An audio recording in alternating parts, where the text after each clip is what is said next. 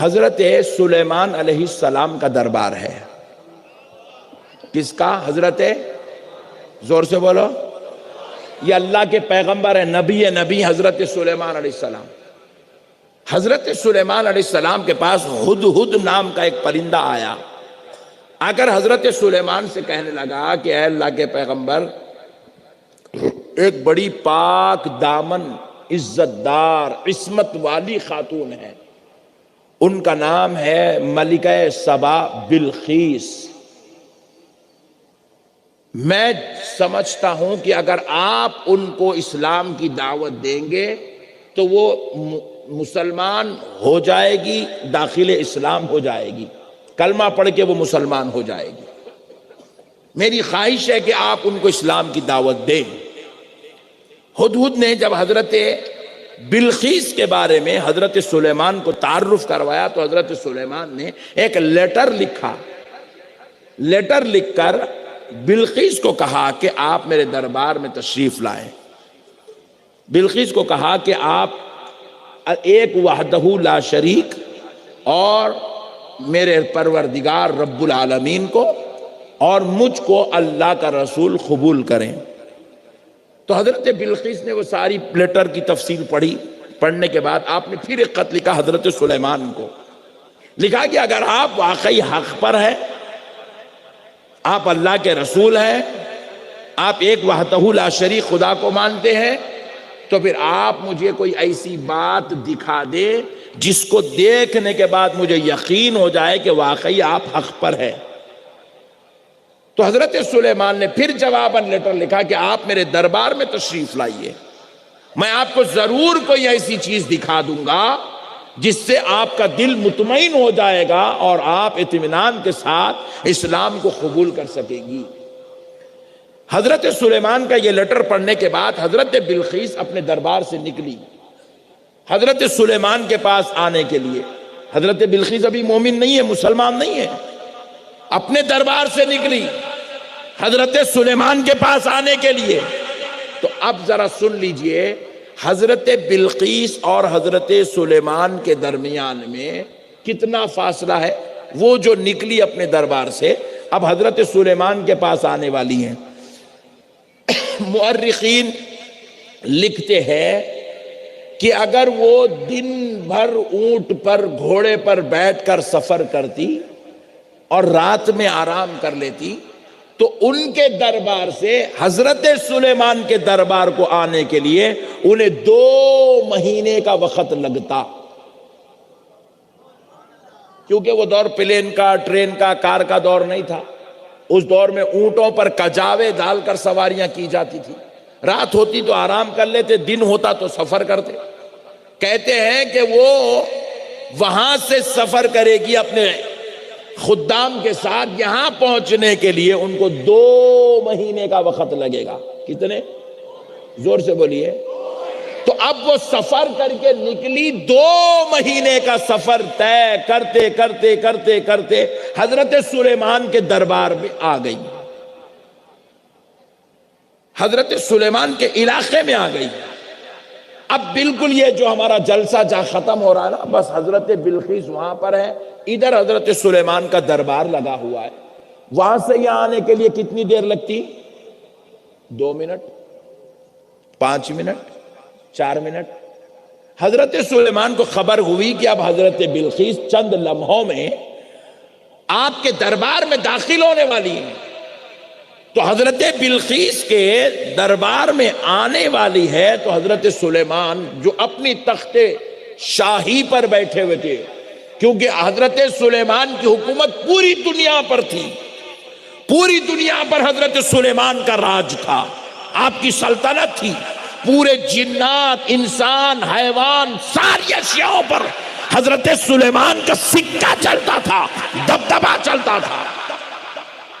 کہا وہ ملکہ سبا ہے، وہ ایک بڑی عزت دار اور عظمت والی خاتون ہے، جب وہ میرے دربار میں آئے گی تو عام درباریوں کی طرح وہ نیچے نہیں بیٹھے گی، بلکہ میں چاہتا ہوں کہ ان کو ان کی شان اور عزت کے مطابق ان کو ان کے تخت پر بٹھاؤں. جو وہ اپنے دربار میں جس تخت پر بیٹھتی ہے. تو پھر اب سوال پیدا ہوا تخت تو وہ لائی ہی نہیں ہے, وہ تو بیچاری تنہا آئی ہے خدام کے ساتھ, تخت تھوڑی ساتھ میں لے جائیں گے.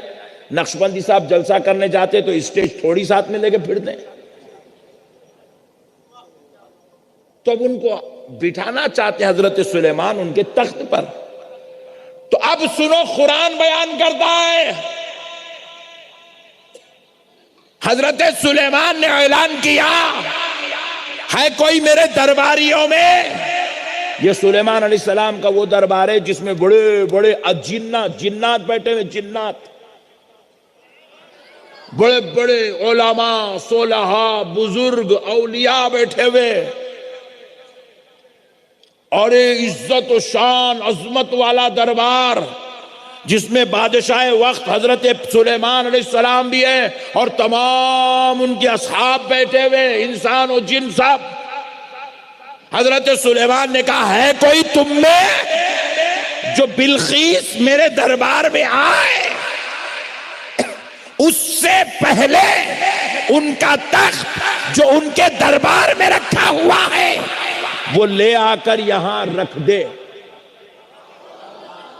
حضرت بلقیس کہاں ہے؟ 5 منٹ کی دوری پر. تخت کہاں ہے؟ 2 مہینے کی مسافت کی دوری پر. تعجب خیز سوال ہے نہیں ہے؟ ذرا بولو بھائی. میں بول رہا ہوں, میں اب تقریر کرنے سے پہلے مجھے میرا مائک چاہیے جو حیدرآباد میں رکھا ہوا ہے. لاؤ گے تو تقریر کروں گا ورنہ نہیں کروں گا. آپ بولیں گے حضرت مردہ نکال دو گے کیا پبلک کا؟ یہ کہیں کہ مٹھی کی شرط لگا کے بیٹھے ہو. بات سمجھ میں آئی؟ 1500 کلومیٹر اس کا رقبہ بتا گیا. 1500 کلومیٹر بعضوں نے لکھا اتنی دور وہ تخت ہے.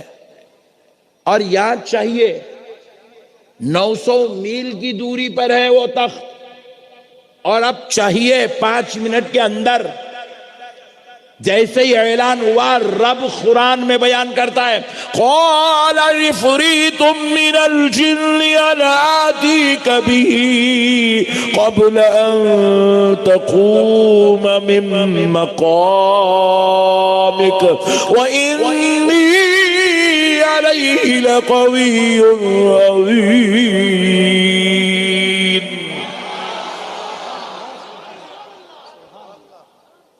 جن اٹھ کے کھڑا. اللہ کہہ رہا ہے, اللہ حضرت سلیمان اعلان کرے تو جن اٹھا, جن.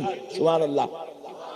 جس کو ہم لوگ کبھی دیکھے نہیں مگر حاملہ ہمارے جسموں پہ پہنچاتے رہتے. دیکھو کچھ بھی آدمی جا کے بولا رہے حضرت میں رات میں آج خواب دیکھا, 3 سانپاں دیکھا میرے پیچھے بھاگ کے. جن ہے تیرے آنکھ پہ. بولتے کہ بیکانیر کا شریف مسلمان پوچھتا میری آنکھ پہ جن ہے حضرت اس کو ہٹانا کا حساب 21,000 روپے لگیں گے. خواب دیکھا کئی کو 21,000 کا مردہ نکالا کئی کو. رے بڑے بھائی جن بھی پریشان ہیں. میرے نام پہ کتنا کاروبار کر لے رہی ہے مولویاں بول کے. انہیں بھی ٹینشن میں پھگٹ میں میرے کو بدنام کر کے رکھے. ابے دیوانے میں جہاں بولے وہاں نہیں آتا. رے بڑے بھائی کئی کو بدنام کر رہا میرے کو. جنات میں بھی یہ مولویوں کا تذکرہ چل رہا ہے. پھگٹ میں جن جن جن بول کے. یہ ہماری بھولی عورتیں ہیں. دیکھو پیارے عورتیں. بچی کی شادی نہیں ہو رہی. عامل صاحب میری بچی کی شادی ہو رہی چ نہیں. عامل صاحب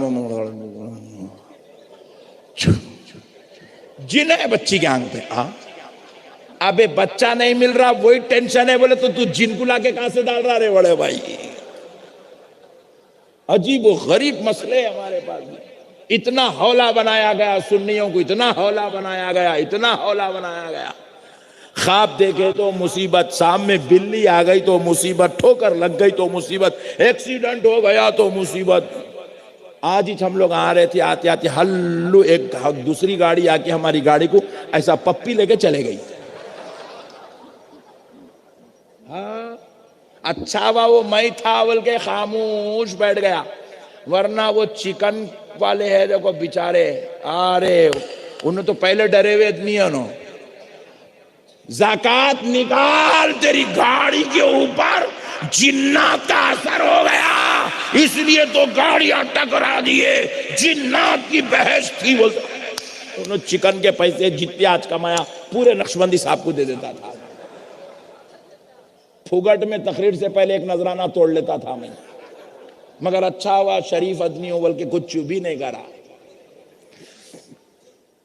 پھگٹ میں جنات کو بدنام کر گئے. خدا بیان کر رہا ہے قرآن میں جن کی قوت کیا ہے.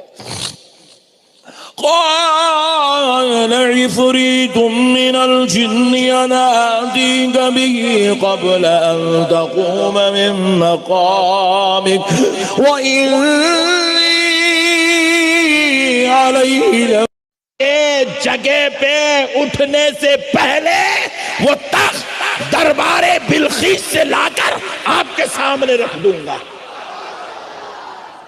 یہ ہوتا ہے جن. اور وہ تخت کہے کا تھا معلوم؟ چائنا کا بنا ہوا نہیں تھا, پلاسٹک کا, یاقوت کا, زمرود کا, پتھر کا بنا ہوا تھا.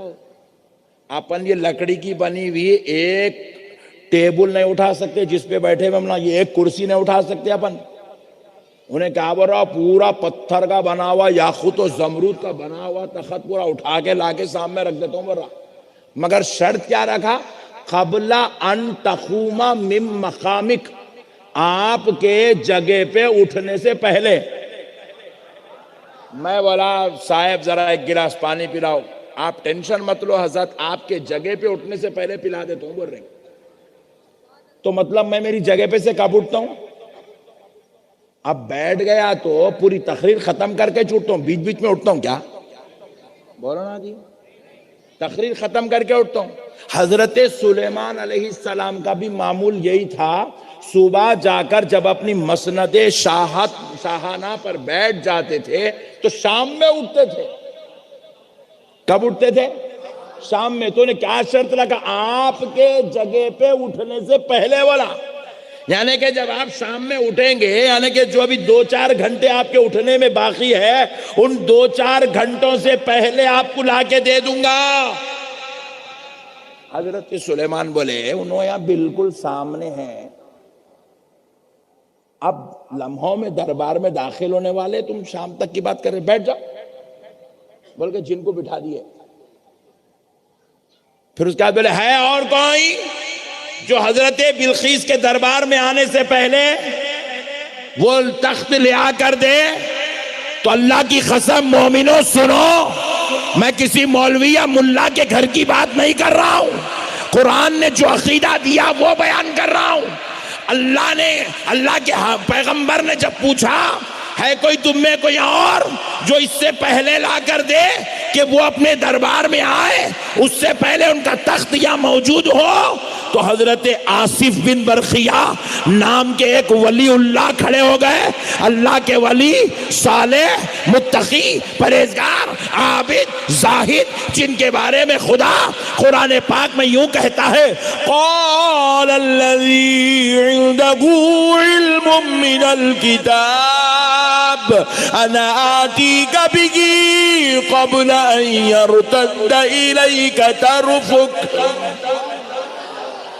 اللہ کا ولی کھڑا ہوا جس کا سینہ رب نے علم کے لیے چن لیا تھا, جس کو رب نے اپنی رحمت, اپنے فضل, اپنے کرم, اپنی عطا سے مالا مال کیا تھا, جس کو ولایت کا تاج پہنایا گیا تھا, جس کا نام حضرت آصف بن برخیہ تھا.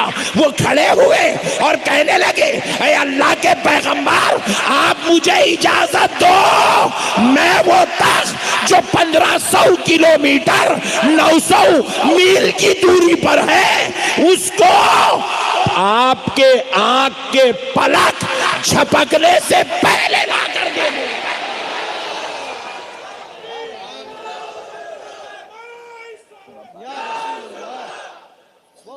اتنے تھوڑے کنجوس لوگ ہیں کیا, تھوڑے اتنے نعرے ہیں, ذرا لگاؤ یار.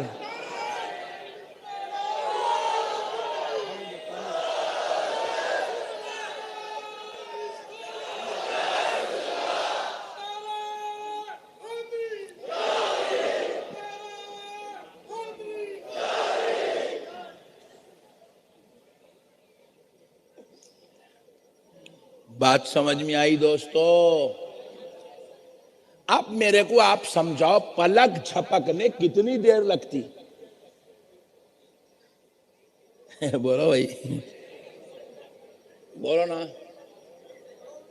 2 منٹ لگتے کرتے، ایسی کیسی آنکھ ہے یارو؟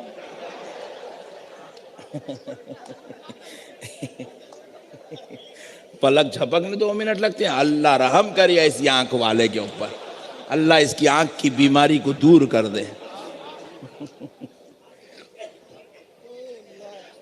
پلک جھپکنے کے لیے میں بھی غور کر، آخر پلک جھپکتے کتنی دیر میں؟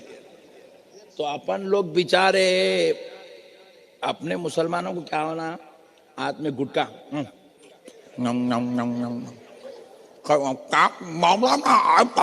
بیکانیر کو بات تک کرنے نہیں آ رہا، نالائق کو اتنا زردے کھا رہا منہ سے غلیظ سڑی بدبو نکل رہی، اس کی بیگم پریشان ہے، اللہ نے مر گیا تو دوسری شادی کر لیتی ہوں بول رہی۔ ہماکو زردے ہونا، گٹکے ہونا، سگریٹا ہونا، ہماکو آوارہ گردی بھامٹے باتا ہونا، ہماکو تحقیق سے کوئی مطلب ہی نہیں ہے۔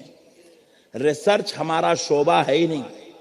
ریسرچ انگریزاں کر رہے ہیں، آدھی چڈی پہن کے، چھوٹے چھوٹے کپڑے پہن کے، انہیں ریسرچ کر رہا، یہ کیا ہے، یہ کیا ہے، یہ کیا ہے۔ قرآن کی ایک ایک بات پہ ریسرچ کر رہا، ایک ایک حرف پہ ریسرچ کر رہا۔ ان لوگاں ریسرچ کر کے بتائیے، یہ انگریزاں بتائے سو ورنہ قرآن کی یہ تفسیر قبل ان یرتد الیک طرفک، قبل آپ کی پلک جھپکنے سے پہلے لا کے دیتا ہوں بول رہے، پلک جھپکنے کی دیر میں بھی نہیں، آپ کی یہ دونوں آنکھ آپس میں ملے اور جدا ہو، یہ ملے اور جدا ہو، اس سے پہلے وہ تخت لا کے دیتا ہوں۔ تو انگریزوں نے ریسرچ کیا یہ پلک جھپکنے ٹائم کتنا لگتا، جب انہوں نے تحقیق کی تو پتا چلا 1 سیکنڈ کے اندر انسان جو نارمل پلک جھپکتا وہ 5 مرتبہ پلک جھپکتا، یعنی کہ 1 سیکنڈ بھی نہیں لگتا پلک جھپکنے کے لیے، سیکنڈ کا 20واں حصہ لگتا، سیکنڈ کا 20واں حصہ۔ اللہ اکبر۔ حضرت آصف بن برقیہ کہہ رہے ہیں آپ مجھے اجازت دو، 1 سیکنڈ سے پہلے، 1 سیکنڈ سے پہلے وہ 2 مہینے کی مسافت جو طے کر کے آئی، میں جاؤں گا بھی وہ پتھر والا تخت جو وزن دار ہے اس کو اٹھاؤں گا بھی اور آپ کے سامنے لا کر رکھوں گا بھی۔ مجھے اس کے لیے نہ گھنٹے کی ضرورت ہے، نہ آدھے گھنٹے کی ضرورت ہے، نہ منٹ کی ضرورت ہے، نہ سیکنڈ کی ضرورت ہے۔ سیکنڈ ہو اس کے 20ویں حصے میں وہ تخت آپ کے سامنے رکھ دیا جائے۔ یہ کون بیان کر رہا؟ اللہ۔ کون بیان کر رہا؟ ذرا زور سے بولو، ذرا زور سے بولو۔ ولی کی کرامت قرآن میں اللہ بیان کر رہا۔ اچھا ایسا نہیں ہے حضرت آصف بن برقیہ بول دیے حضرت سلیمان صلی اللہ اللہ کتنے پیارے باتیں کر رہے آصف، اچھی بات ہے بیٹھ جاؤ، ایسا نہیں ہوا؟ نہیں، آپ بولے میاں وہ بیکانیر کے باہر جو ہوٹل ہے اس میں بہت زبردست بریانی مل رہی، بیٹا بولا 2 منٹ میں لا کے دیتا ہوں ابو جی۔ بولے بہت چالو دکھ رہا تو بیٹھ بدماش، بیٹھ۔ 2 منٹ میں جاتا کیسا، اتنی دور سے لاتا کیسا، لانا کر چل بیٹھ۔ کیونکہ ہم سامنے والے کو اس کی بات سنتے تو اس کی عمر دیکھ کے، اس کی حیثیت دیکھ کے بات کرتے، نہیں۔ میرے پیارے دوستو، اب یہاں پہ حضرت آصف بن برقیہ بولے پلک چھپکنے سے پہلے لا کے دیتا ہوں بولے، تو حضرت سلیمان یہ نہیں فرمایا ایسا کیسا ہوتا میاں، کیا باتیں کر رہے ہیں تم، پلک چھپک رہی دیر میں جاتے کیسا وہ 1500 کلومیٹر، پھر جا کے لے کے آنا، کہ اب دل لگی ہے بچوں کو، بیٹھو خاموش بیٹھو، دیوانے باتیں کر رہے ہیں بیٹھو۔ اعوذ باللہ، ایسا نہیں ہوا۔ اللہ کے پیغمبر نے کہا آصف بن برقیہ تم کو اجازت ہے، جاؤ وہ تخت لے آؤ۔ ادھر یہ الفاظ ادا ہوئے اور حضرت سلیمان نے پلک جھپکا اور آنکھ کھولا۔ قرآن کہتا ہے، قرآن فلما رآه مستقرا عنده، حضرت سلیمان نے آنکھ بند کر کے کھولی تو وہ تخت سامنے رکھا ہوا۔ جیسے ہی حضرت سلیمان وہ تخت کو دیکھے کہنے لگے قال هذا من فضل ربی، حضرت سلیمان کہنے لگے یہ میرے رب کے فضل سے ہے۔ میرا رب چاہتا ہے تو اپنے بندوں کو ایسی قوت عطا کرتا ہے جو لمحوں میں ہزاروں کلومیٹر کا فاصلہ طے کر سکتے ہیں، ادھر کی چیز ادھر، ادھر کی چیز ادھر لا سکتے ہیں۔ اب اس آیت کریمہ سے ایک عقیدہ لے لو، بیکانیر کے مسلمان، ہندوستان کے مسلمان، راجستھان کے مسلمان، پوری دنیا کا سنی مسلمان یہ عقیدہ رکھتا ہے کہ جب بھی اس پہ مصیبت کا وقت آتا ہے تو وہ بغداد والے غوث اعظم کو المدد یا غوث کہہ کے پکارتا ہے۔ جب بھی اس پہ مشکل کا وقت آتا ہے المدد یا مشکل کشا کہہ کر حیدر کرار کو پکارتا ہے۔ جب اس پہ آفت آتی ہے المدد اغیثنی یا رسول اللہ کہہ کر آمنہ کے لال کو آواز دیتا ہے۔ تو دنیا نے کہا مدد کے لیے غیروں کو پکارتے ہو، وہ تو بغداد میں ہے، نجف میں ہے، مدینے میں ہے، کیا وہ تمہاری مدد کر سکیں گے؟ تو قرآن کہہ رہا ہے تو پکار کے تو دیکھ، پہنچانے کی ذمہ داری رب ذوالجلال نے اپنے ہاتھ میں لی ہے۔ جب وہ تخت بلقیس لانے کے لیے لمحوں میں پہنچ سکتے ہیں تو غلاموں کی مدد کرنے کے لیے کیوں نہیں آ سکتے ہیں؟ اور ایک عقیدہ سنو مسلمانوں، حضرت آصف بن برقیہ جیسے 1,00,000 اولیاء اللہ ایک طرف، عقیدہ لے لو، عقیدہ لے لو، عقیدہ لے لو، آصف بن برقیہ جیسے ہزاروں اولیاء ایک طرف، کیونکہ یہ پچھلی امت کے پیغمبر کے ولی ہیں۔ اور سنو،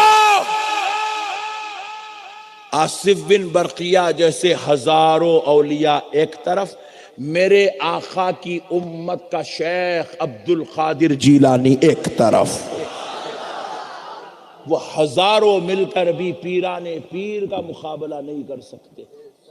اللہ نے سرکار غوث اعظم کو نہ صرف اس امت کے اولیاء کا سردار بنایا، پچھلی امتوں کے جو اولیاء تھے سرکار غوث اعظم ان اولیاء کے بھی سردار ہے۔